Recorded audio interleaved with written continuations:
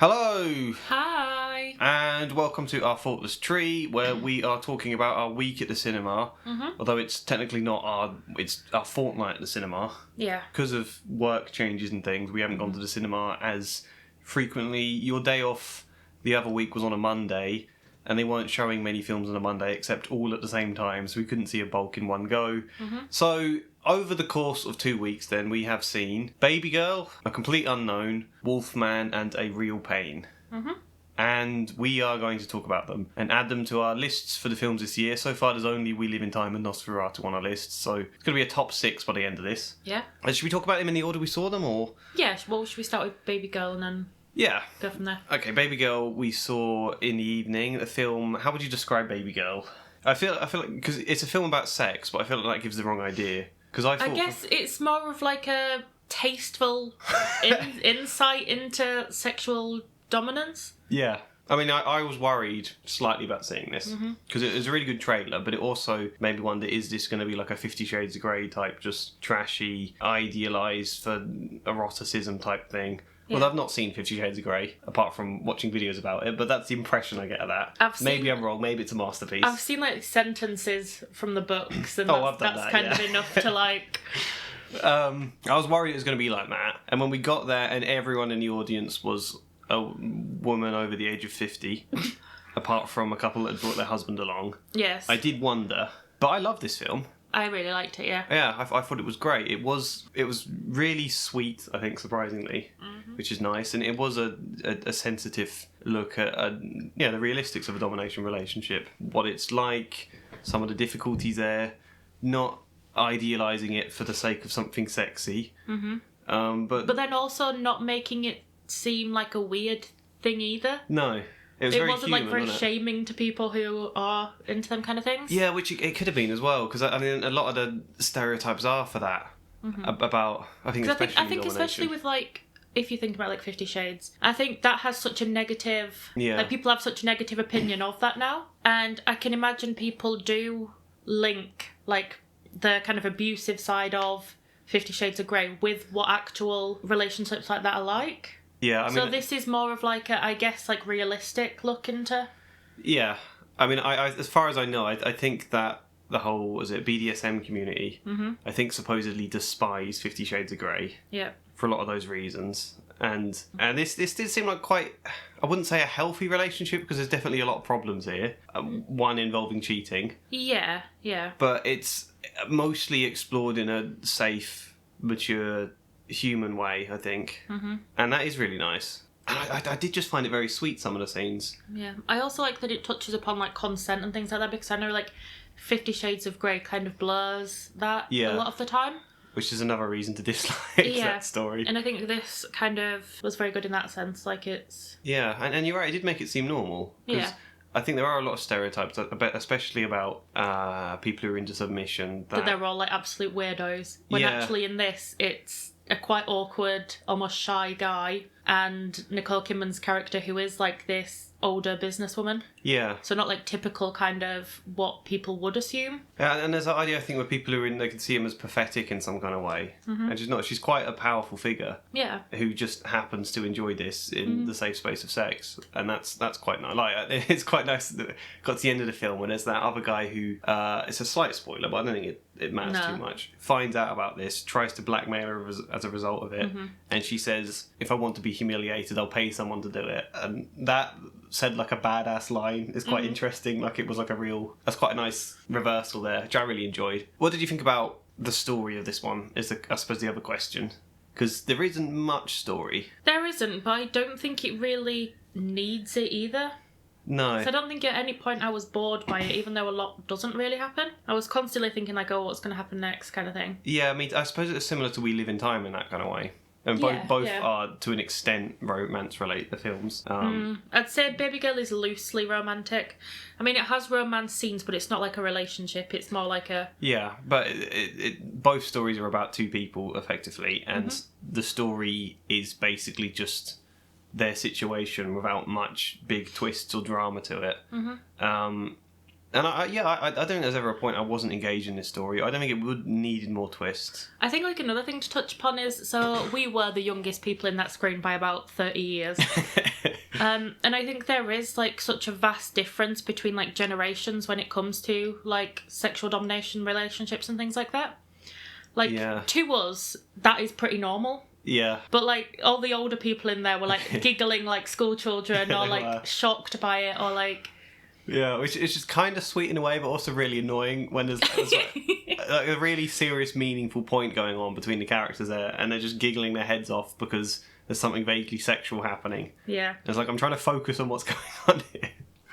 And like, I like how a lot of that was done. I love, actually, the scene in this where they first start trying to explore it, and both of them are just so awkward.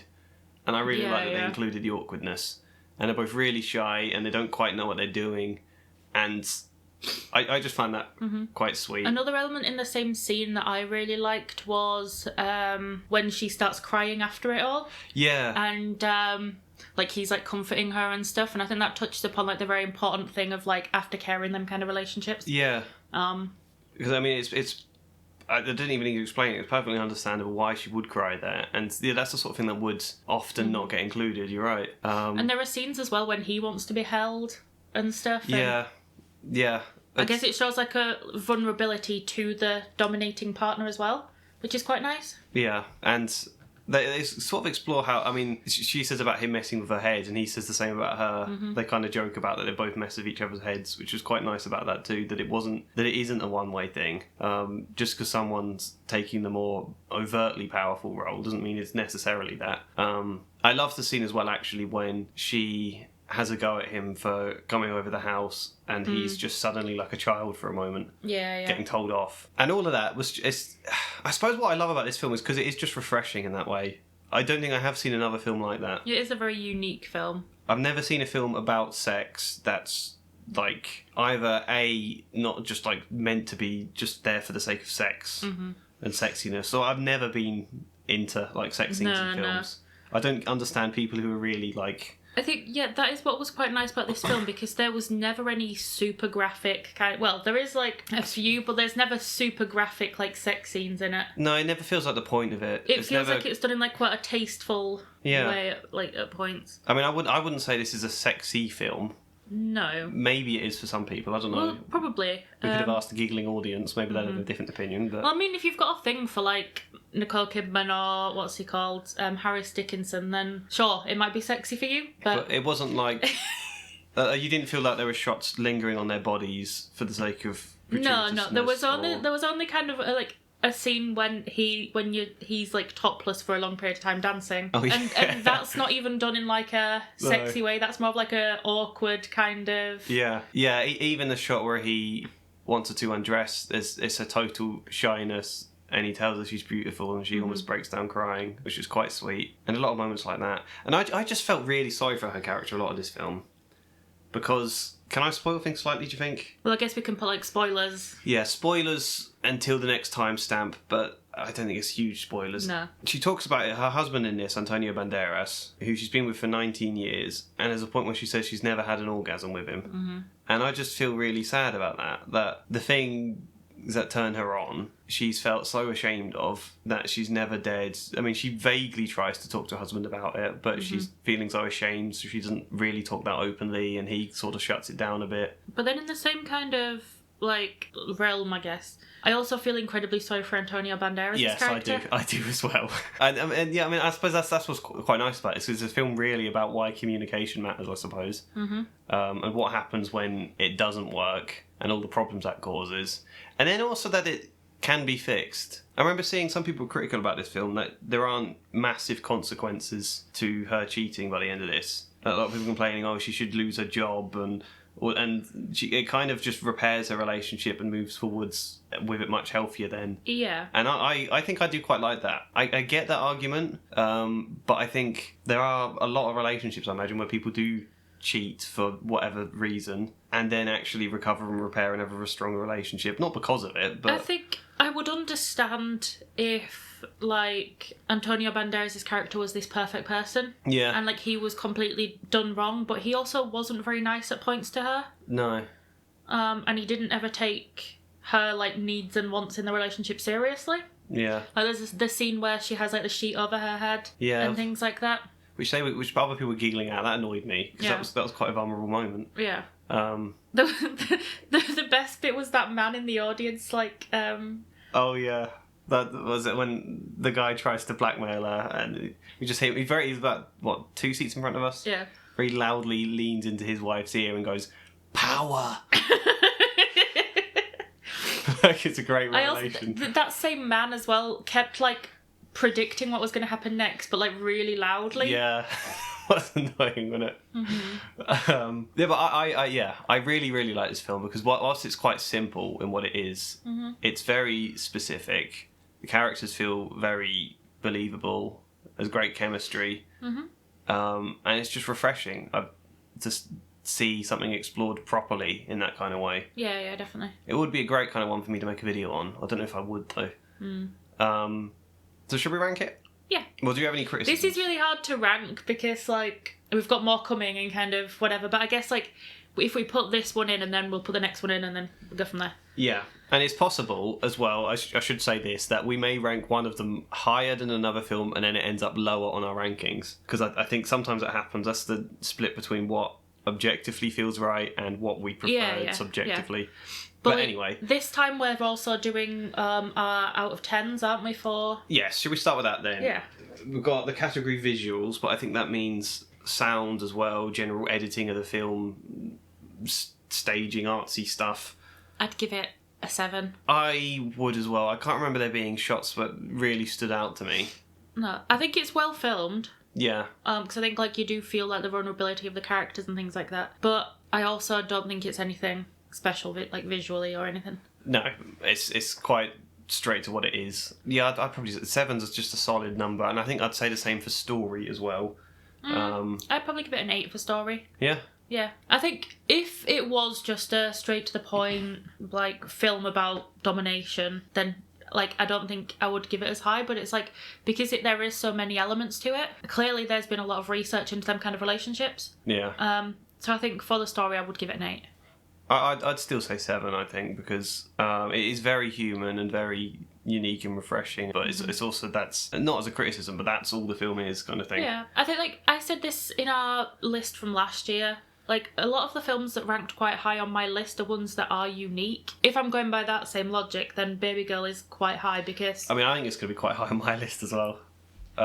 Probably partly for that same reason. I mean, I don't know if it'll be one that we remember as the year goes on. I think it'll be one I think fondly of when I do remember it, though. Yeah. As I do find it a really charming film. What would you give it for acting? It's mainly those two and Antonio Banderas. I'd say like an 8 or a 9. I think it is very good.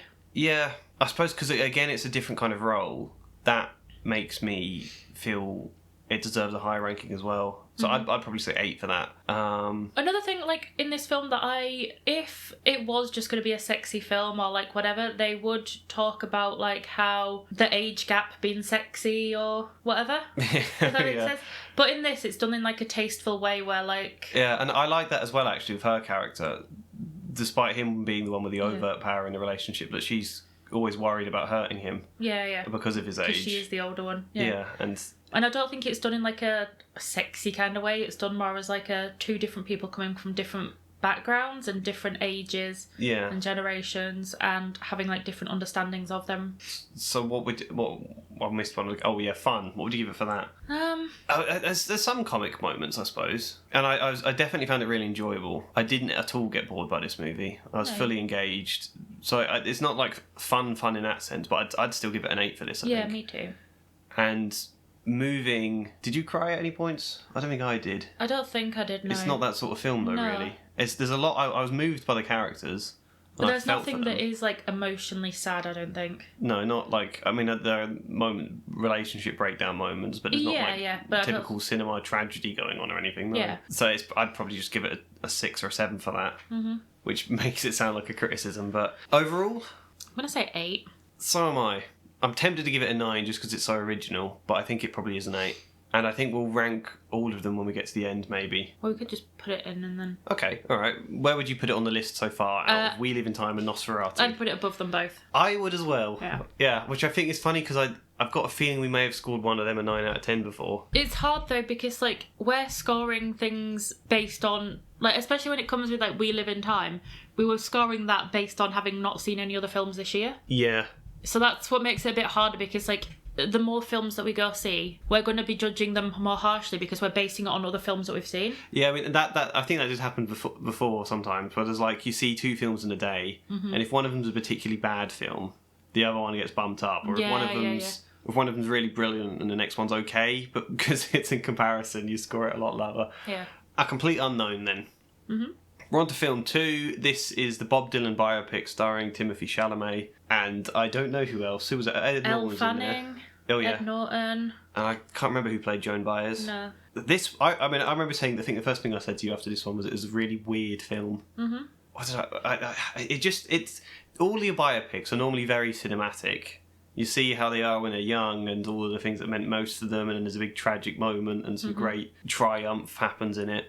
And in a lot of ways, nothing happened in this movie. Yeah. It was like it was mostly 2.5 hours of Bob Dylan just shuffling about, mumbling to himself, looking a little bit like he doesn't want to be in his own movie. Mm-hmm. And playing guitar. Yeah, and then just playing guitar the whole time, like cutting conversations short by playing guitar. And I loved all of that, which is weird because all of that sounds critical. But I just thought it was great and so in keeping with Bob Dylan as a person. But at the same time, I could fully understand why a lot of people might be bored by this kind of movie. I have to admit, I probably was a bit bored at points. Yeah. Because I think like it could have been cut by at least half an hour.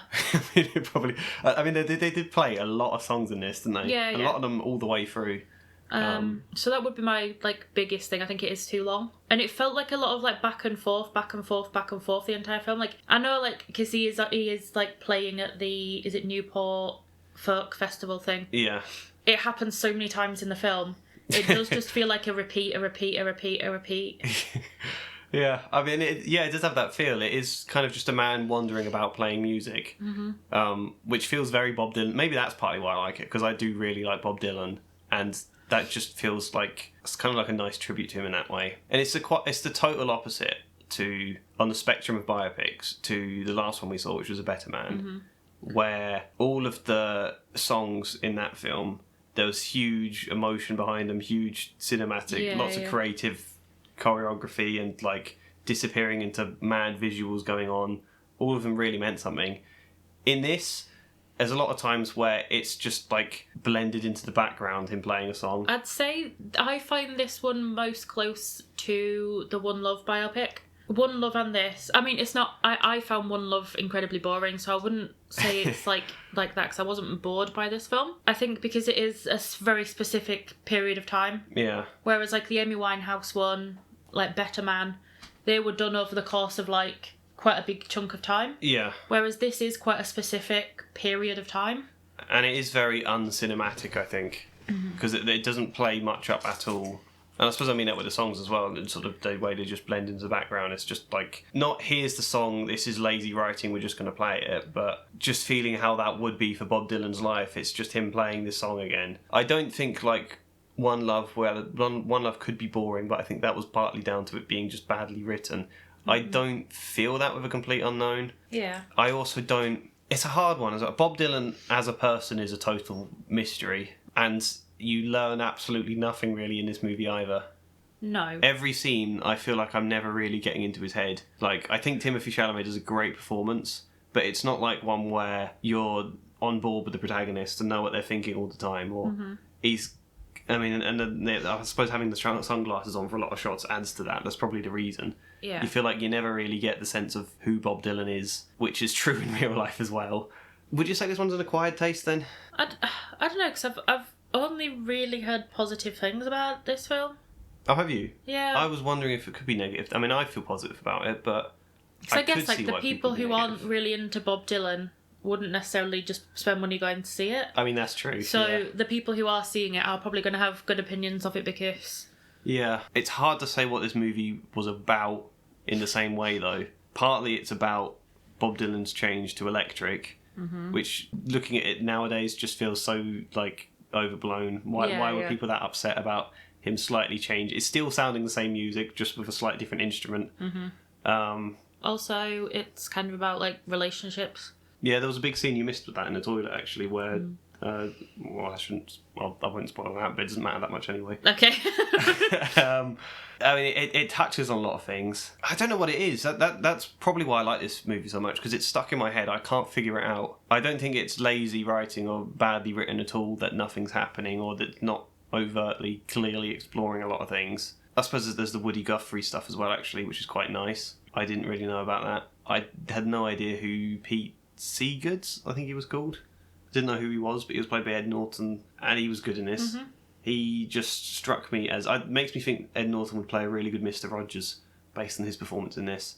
Should we try and rank this one? I feel like it's hard to say anything more concrete about this movie, and we could be in danger of just waffling. It is so straight to the point, like there isn't a lot to say to it about it. It's straight to the point and also quite enigmatic. Visuals then, out of 10. I'd say... I don't think it's anything special. I don't think. I'm going to say 7.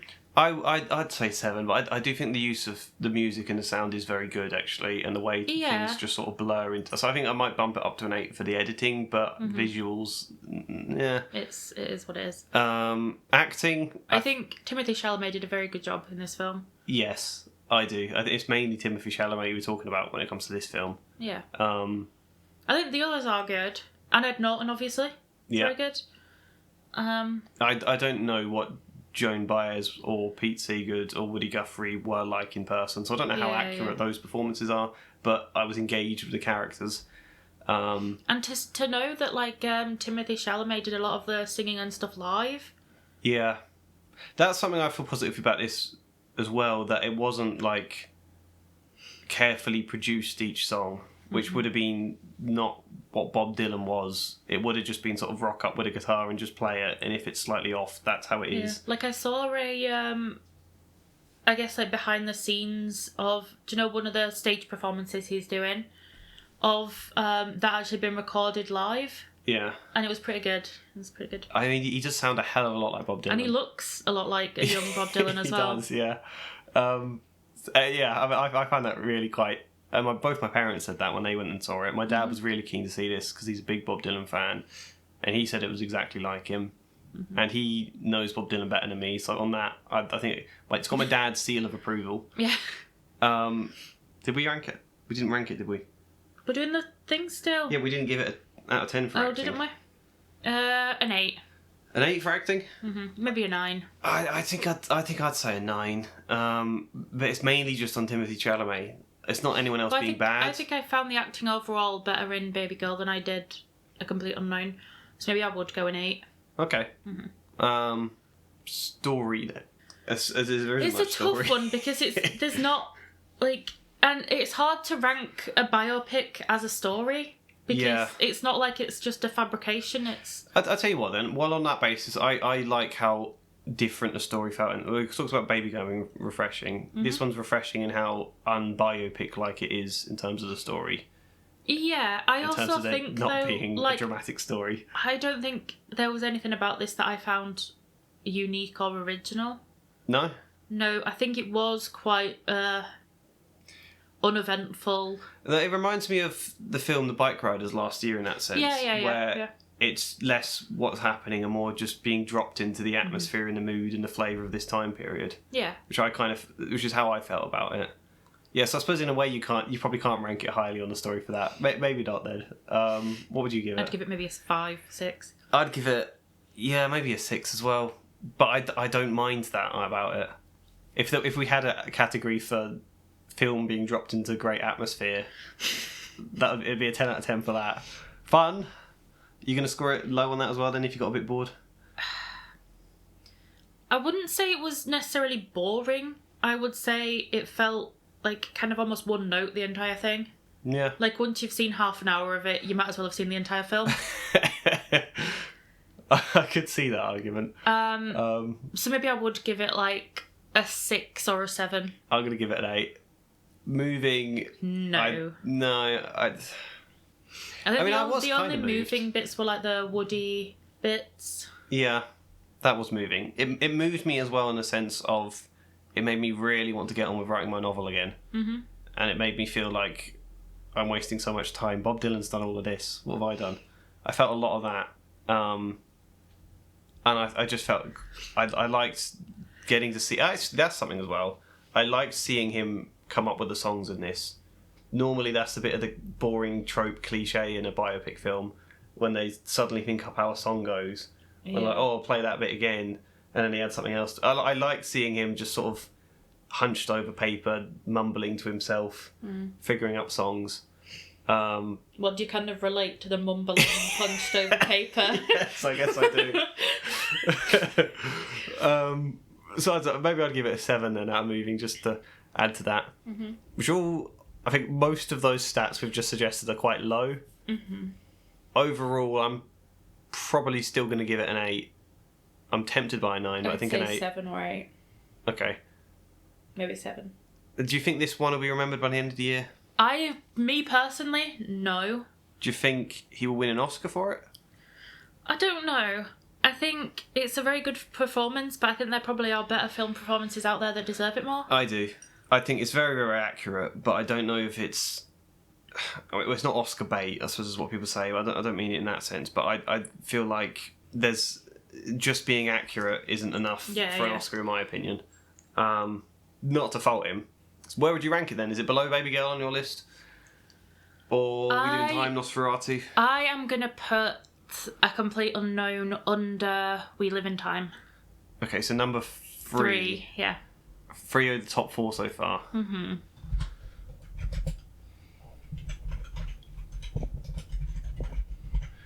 I'm going to put mine number 2, just under Babygirl.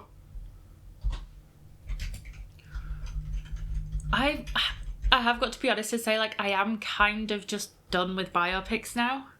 Yeah? There's just too many of them. I mean, the Beatles one could be fun, but the Beatles one from the cast, like, that I've seen, like, speculated, I think they have just picked people who they know people are going to go see the film for, instead of them being like the Beatles. I mean, we saw... How many biopics did we see last year? A Better Man, which was very, very good and a great note to end on biopics. Yeah, I think Better Man is still the best biopic I've seen. I would happily see that film again a lot more times. One Love by Bob Marley, I'd forgotten almost all about. Back to Black. Back to Black, the Amy Winehouse one. And I guess, would you count Lee? That's not a music biopic though, I suppose. No. It's just kind of different. Out of them, I think Better Man's the best one, and then A Complete Unknown, in my opinion. Yeah, me too, probably. And then probably Back to Black and One Love. Yeah. But I know what you mean. It's very easy to get tired of them. I can't imagine as many... I think there's like a Michael Jackson one coming out at some point this year. I'm not interested. Not unless it's a real, like, in-depth to how he actually was. Yeah. Unless it's that, which I highly doubt it is, then I don't want to see it. Well, they could. Like, kiss... I don't know. On that fun note, should we move on to Wolfman? Yes. Wolfman is it a Blumhouse movie? It is Blumhouse, yeah. And written and directed by Lee Whannell, the guy who plays Adam in the first Saw movie. That was it. A film about a wolf man, I suppose. I guess it's about, like, an old, I guess, tale of... In these, like, misty woods, there is a wolf. A man went missing or something. Yeah. And he became a wolf man, and he, like, inhabits the woods, and people are told to not go in these woods at night because of the wolf man. I mean, it opens with the Native American word for it. Mm-hmm. And then you've got the main character as a child with his dad... And we later learn that his dad went missing in this woods. Mm-hmm. And eventually he decides to bring his family, now he's an old man back there, his wife and his daughter. Not an old man, an older man. I'd say he's like in his 40s probably. Basically because his dad has been pronounced dead, he's been missing so long, he's going to go back, pack up everything, we might as well make a holiday out of it. And then things happen. I guess as well, like, one of the reasons for them going was because they're having relationship problems as well, and... They think a getaway could help. Yeah. It's hard for me to know what to say about this movie. I thought it was going to be awful, I've got to be honest. Yeah. I thought it's very hard to... I mean, I think there are a lot of good werewolf movies, actually, aren't there? I think a lot of people say, what was it? An American Werewolf in London. That's the one. A lot of people say that's a brilliant movie. My favourite is probably Dog Soldiers. I haven't seen that either. It's so good. So maybe I'm wrong, but I feel like the idea of doing what this movie is in a way that's not ridiculous has got to be a really hard thing to do. And I think they did a good job with that, actually. Yeah. I didn't find it ridiculous. It wasn't a laugh at this movie type thing at all. I thought it was... It's hard, actually, to think of things I would criticise in a lot of ways. I think the effects were pretty good. Yeah. I think the visuals of turning into a werewolf, I think were done really well. Yeah, I do. I loved the whole sense idea as well, where he first starts turning and his hearings just starts to go a little bit off, and that changes in the sound, and he hears this really, really loud noise, and he thinks it's something massive, but it's not. It's his senses being different, and he can't talk anymore and things like that. Yeah, he's trying to talk, but it's not coming out. And I like how they do that by so you see it from the wife's perspective, so the camera's looking over her shoulder, and she's talking to him, and she's there and then it pans the camera to behind him, and you kind of see things how he is seeing things. Yeah, and I the like eyes them change. bits. I think that's probably my favourite thing about the movie, actually, that idea, which is really cool, and made it quite tragic in that way. Yeah. This guy trying to talk to his family and not really being able to express it. And I really like to start this movie, actually, as well. It opens with a horrible shot of a wasp being eaten alive by ants, which I didn't like at all. No. But then you've got the prologue bit with his dad, which is pretty good. And then it goes to him with his family, and I really liked that bit. That was my favourite bit, actually. Him with his daughter, his slight differences with his wife, them talking about trying to work things out. I think they set their characters up really, really well. And I wish they kind of got more to do with them once the movie happened. I suppose the big problem there is because he turns into a wolf, you can't then have much more back and forth about their relationship. You can't. Which I wouldn't say is a spoiler, by the way, because it is in the trailer. Yeah, it's called Wolfman, and that's what the trailer shows: a man turning into a wolf. So in terms of the emotion, they sort of shot themselves in the foot, I think. There, I don't know. I quite liked some of because I think it's meant to be where their daughter kind of gets on better with her dad than the mum. Yeah. And I think throughout the film it is kind of her having to let her dad go. Yeah. And form more of a connection to her mum. I mean, there were a lot of nice kind of tragic moments like that, which is sweet. Because at the start of the film, the dad and the daughter have this kind of ongoing thing where he touches her head. Oh, yeah. He touches her head because she can read minds. Yeah, she touches his head. Yeah. And she can... I don't think she actually can. I think that's kind of... No, it's more just them being cute, I suppose. Yeah. And she always says that you're thinking how much you love me, kind of thing. Yeah. And that kind of goes on as the film goes on, and I found them bits quite sad. I did. I liked that. It's a very specific thing to add to their characters, which is great. So in a lot of ways, I feel very positively about this movie. However, I did get kind of bored at points. I feel like there's a lot of scenes where they're building lots of tension about what's going to happen. And I suppose partly because you always know what's going to happen in this movie anyway. Yeah. I didn't feel that on the edge of my seat or suspenseful in the moments where it needed to be suspenseful. And I found some of them a little bit repetitive. I did find this film to be a little bit predictable. Yeah. Not as in because I know you know what's going to happen, but I mean the other bits that are meant to be twists. Yeah. I think were quite predictable. And as much as I say I really like the characters and there's some nice moving touches, I was never moved that much. I think this could have been a lot more moving than it was. And if it was, I would have ranked this really high. But it never quite... I don't know what it was. Something never quite struck a chord with me in the way it could have done. I found it quite sad. There's... this could be a spoiler, I don't know, so maybe put the spoiler in. There's a bit towards the end when they're in the treehousey thing, the daughter and the mum. Yeah. Kind of hiding from him. And the daughter goes, he just wants it to be over. Yeah. That bit's quite sad. Yeah, but I also knew that was coming a mile off. Yeah, but that's more along the lines of her letting him go, I suppose. Yeah, I like all of that. I think it could have been filmed a little better, those moments. Something about it didn't really grip me in a way I wish it did. Because it's great ideas. But there's nothing I'd really criticise about this movie, having said that. It's not... Nothing of it's bad at all. I think it is a solid horror film. Yeah. Even though I don't think it has... It's not... What I like about it is there's not, like, a lot of, like, jump scares and things like that. No, really. That's true as well. Because I think that can, like, cheapen movies sometimes. Yeah. But I think with this, it is more just the atmosphere that is spooky. Yeah. And yeah, I really liked it. My favourite bits of this movie were before things ramped up, though. Mm-hmm. Which I think... Well, I even really liked the bit with the moving truck. Yeah, I like that as well, actually. That was a good bit. That was probably the bit I found the most suspenseful in the whole movie. After that, some of the suspense kind of went for me. But, should we rank it? Yeah. Visuals?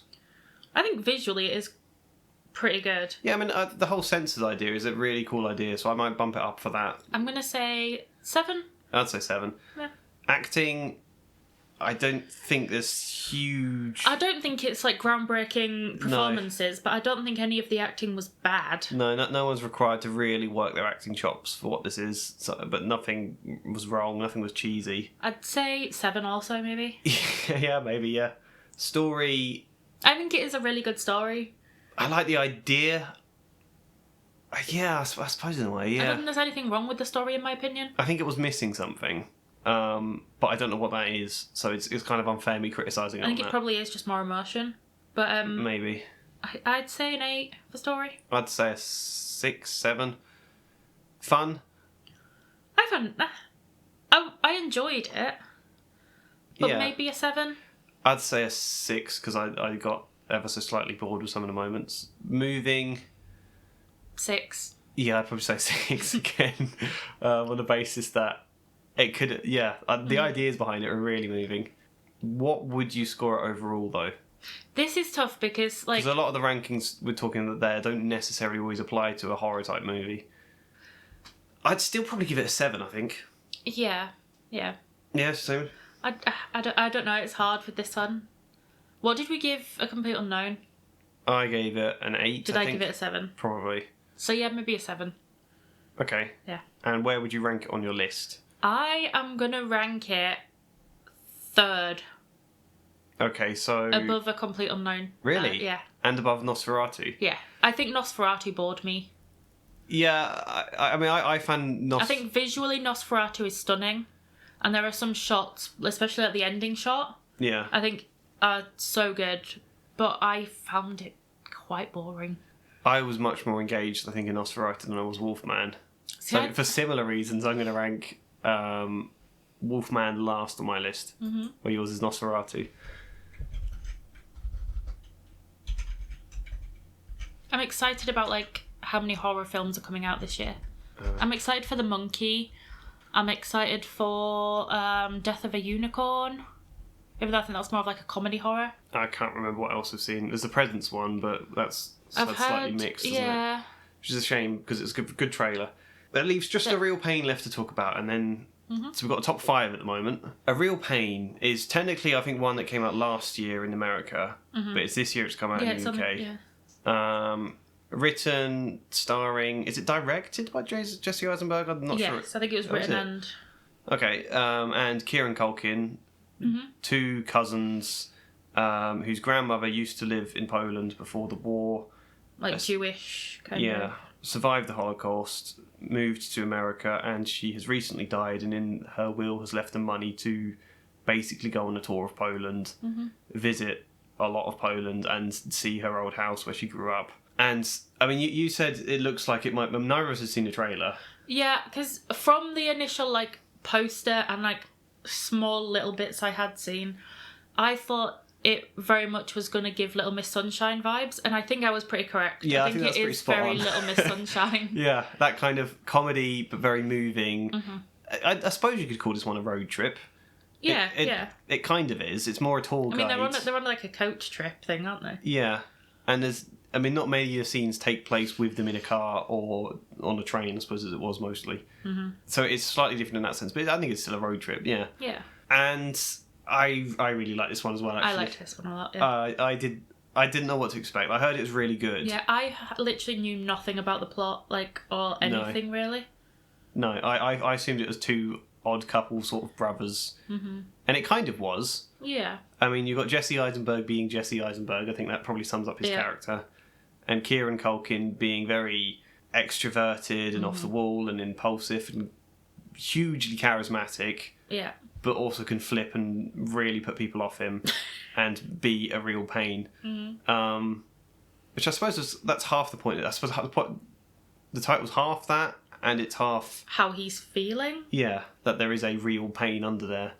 And the fact all of this takes place in the backdrop of a tour, not about the Holocaust, but obviously around Poland, they're going to visit a lot of that. Like they went to like a concentration camp and... Yep, and they saw a lot of the statues. And I think that that's the sort of thing in a lot of movies where it wouldn't work, it'd feel a bit tasteless, I think.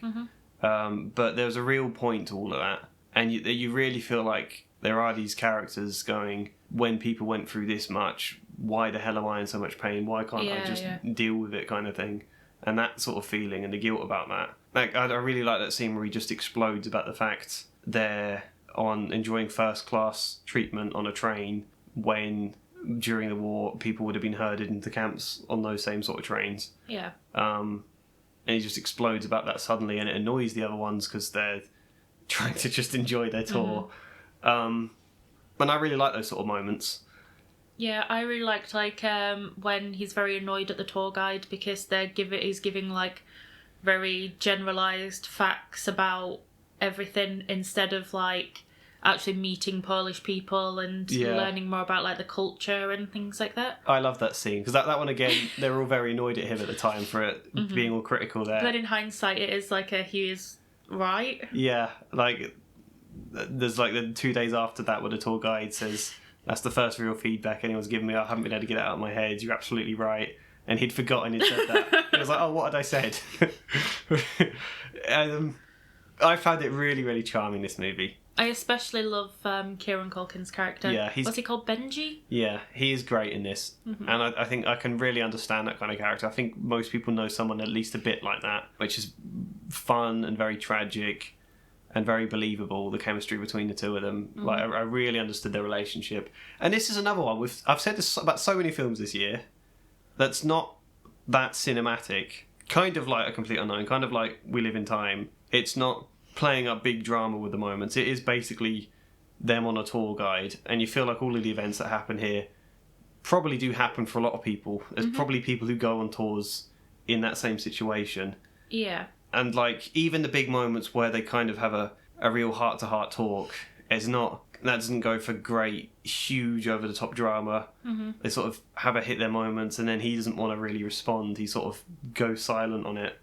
And then they never really get another moment after that. It sort of peters out and feels very real in that way. And I think that works for this. I also I think it's quite hard in some movies to differentiate between like if this is like tasteful, keeping it tasteful, but also being able to make it a comedy. Yeah. Because they are touching upon something so serious as the Holocaust but it is also a very funny movie. Yeah, it is. Like, I don't want to give spoilers, but like, there's a scene where they go to like see some statues, and that entire scene is just brilliant. Yeah, I really like that scene. That's if you've seen it, you'll understand which one that is. I think they're probably most people's favourites. I love that scene a lot. I liked just generally how kind of annoying they found him in a way that you can just understand the sort of having to tolerate him politely, but annoying, but then also somewhat endearing. It is. He's really almost endearing, childlike, and I really wanted to put an arm around his shoulder, like, and not just tolerate him, but really sort of reach him about it, because he is a great person, and it is sad. It does sit heavy with me, this film, I think, because it feels so real and so ordinary in that sense. And even the ending, you keep waiting for moments with this kind of movie where there's going to be some real great revelation that's going to completely change them as characters, like a big arc, and you don't really get that. And it's very sad that doesn't happen, and it just sort of life carries on again. But there is almost like an understanding, I guess, between the characters. And yeah, but I wish I just kept hoping he was going to go back to his afterwards, and he didn't. Yeah.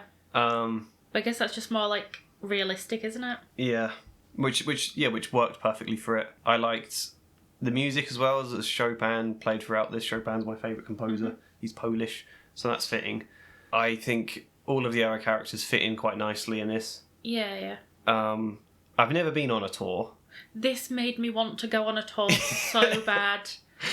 My dad did go on a tour of Poland like this kind of thing several years ago, so I want him to see this to know what he thinks about it. We should watch it with him sometime. Yeah. Really, really good movie, I think. Anything else to say before we rank it? I don't think there's a lot. I just think I would recommend people see this one. I would recommend seeing this. Yeah, should we try and rank it then? Yeah. Visuals and all of that stuff. I think we've said it's not... Yeah, are we going to say this for every movie this year? I mean, Nosferatu, visually gorgeous. Yeah, that's true. Nosferatu really stood out. Visuals, I'd say like a 7. I didn't know Jesse Eisenberg had done directing if he did direct this. Yeah. And... Didn't you tell me the other day that he'd literally met Kieran Culkin twice in person? Yes. And then decided based off just meeting him that he was perfect for the role? Never seen him in any movies, never seen him act. Knew he was an actor. I just thought his essence for this was perfect. I mean, he is pretty perfect in it. Yeah, which is quite cool. Yeah. But yeah, in terms of like, we've seen some directors who had their debuts. Like we had Dev Patel as a debut director last year. There was Zoe Kravitz. Yeah, with Blink Twice, and you felt like a real flair to them as directors. Yeah. Where you go, oh wow, this is great directing. You don't get that with Jesse Eisenberg. No. Again, that's because that's not the kind of movie this is. But yeah, it's not meant. It's meant to be more like realistic than. Yeah. So I think the visuals and all that is fine. Acting, I think Kieran Culkin is really, really good. I think Jesse Eisenberg are really, really good. In a way, I'm tempted to give him like a 9 or a 10 out of 10. But at the same time, I also feel like they are kind of both playing themselves. I think, as acting roles go, I think Jesse Eisenberg's was probably the easiest. For Jesse Eisenberg as well. I think he's like a very straight character, very awkward, very like... And that is just Jesse Eisenberg, I think. Having said that, the only other movie I've ever seen him in was Batman v Superman, and I hated him in that. Who, Jesse Eisenberg? Yeah. Is he in that? He's Lex Luthor in that, and I thought it was a terrible performance. He was in Zombieland? Was he? He's I the have seen youngish Zombieland, guy actually. in that, right? That's true, I have seen that, but I can't remember it. Social Network? I haven't seen that. But so on that basis, I didn't know what I was going to think about him as an actor, and I thought he was very good in this. Yeah. There are moments where he had to sort of tear up and things. He did very well. Sort of trying to hold back his emotion, you can feel. Yeah, there is a scene where they're all at dinner one evening. Yeah. And he has like almost a big like, not a breakdown, but like he suddenly blurts out like everything he's thinking, and that bit's very good. And Kieran Culkin, I've never seen him in anything else, good. Unless you count him as a child in Home Alone, but I can't even remember. He's very good in this. But I mean, I don't know. Is it fair to mark someone down because they're playing a character that's a bit like themselves? Arguably, I think the acting is really good in this. Yeah, arguably it's great casting to pick. Yeah, and I think all the other like characters, like you've got like, is she called Marsha, and the couple and Loge. And the tour guide. I can't remember his name. No, I can't either. But I think they're all really good as well. Yeah. It's just a really endearing character, I think, particularly with Kieran Culkin. Mm-hmm. And it's really one where you feel like he does get to do as much as... He gets loads to do as an actor. Yeah, in terms of acting chops. I might give it a 9 then, actually. What would you give it out of 10 for acting? Maybe an 8. 8.5. I'm going to go 9. Screw it. Story? I'm going to go 9. Yeah, I mean, in a way, it's another one where there's not a huge story, but... It's all about the characters. No, but I think everything. The characters, I think the emotion behind the both the kind of tour they're on.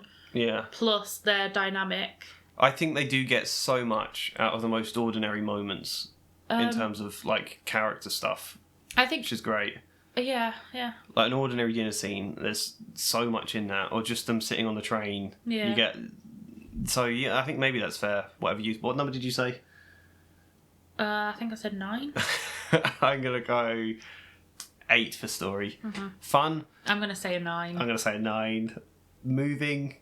I could also say 9. I'm going to say 9 for moving as well. I think especially like the scene in the concentration camp.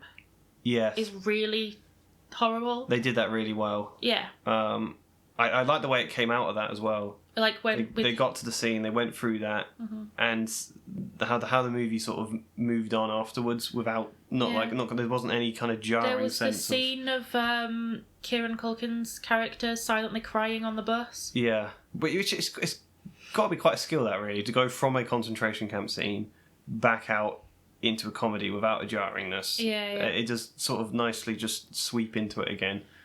But overall, then, I'm gonna say 9. I'm gonna say 9. Yeah, I think we gave it a 9 for most things. I think there. And then where would you rank it on the list? I'm gonna put it at number 1. I think. So am I. Yeah. Yeah. I'm glad we saw it. Yeah, well, because so this past weekend we went to the cinema on Saturday. Yeah. And saw A Complete Unknown and Wolfman. And we really wanted to see A Real Pain, but it wasn't showing. I don't think it was showing at all that day. No, they showed it the week before when we saw Babygirl, but they were both on at the same time. Because we saw it midweek, I think, didn't we? And they weren't doing any early showings as a result of that. Yeah, they don't start doing showings where we are until like the afternoon on a weekday. So I thought, well, we'll just see Babygirl and we'll see A Real Pain the week, because I knew the Real Pain had won some awards, so I thought there's more chance they'll be showing that again next week. And then they weren't showing it at the weekend, but they were showing it on the Monday afterwards. So we had to then go the next day, which I'm glad we did. And so that gives us our top 6 of the year so far. So from bottom to top, yours goes... A Real Pain, Babygirl... No, that's top to bottom. Oh, we're going to do bottom to top? Yeah. Okay, I'll start again. Nosferatu, A Complete Unknown, Wolfman, We Live in Time, Babygirl, and A Real Pain. And mine goes Wolfman, Nosferatu, We Live in Time, A Complete Unknown, Babygirl, and A Real Pain. Do you like the title, A Real Pain, having said that? Yes, I think I do. I think I do. It's the bit of it, marketing-wise, I thought made it sound like it'd be a bit of a trashy comedy. Yeah. Like a sort of just an odd couple. I think once you actually see it, the title does make perfect sense. Yeah. Because I don't know what else you could have called it, really. No, I don't. Yeah, so... The Coach Trip. That would have sounded even worse. It's like, do you remember that old British TV show, Coach Trip? No. Where they'd get really horrible couples on it and they'd all go on like a coach trip together. And they'd go like random places, and then each week someone got voted off. I didn't know that. Yeah. That sounds quite a cool idea. Yeah, I'd like to go on it, to be fair. But that has been our list so far. Let us know what you think of these movies or other movies. I don't think there's any obvious ones we've missed that they weren't showing at our cinemas this year. No. It probably will be. I think as well, like, there are big films in America like The Brutalist, which is like won so many awards recently, and I don't think that's not even out in the UK yet. No. I've barely heard anything about it. Yeah. Apart from that, it's apparently very good. My question of the end of the video is, what film are most people looking forward to that is coming out soon or they know is coming out this year? Oh, God. Is there one you're looking forward to? Again, we looked this up before, but I've forgotten everything that's coming out. I'm looking forward to September 5th. Oh, that does look very good from the trailer. I'm really looking forward to The Monkey. Made by the same people who make Longlegs. That looks like it could be really good. And this year we've got 28 Years Later. Yeah. Final Destination. I think The Death of a Unicorn looks really interesting. I remember Christopher Nolan was releasing something or other. I can't remember what it was. Mickey 13. Oh, that's the guy Robert from Parasite. Pattinson. The Parasite director. I can't remember his name now. I can't remember. Let us know what you think in terms of that, in terms of these movies, in terms of the meaning of life. That's our video. Mm-hmm. Yep. Yep. Goodbye. Bye.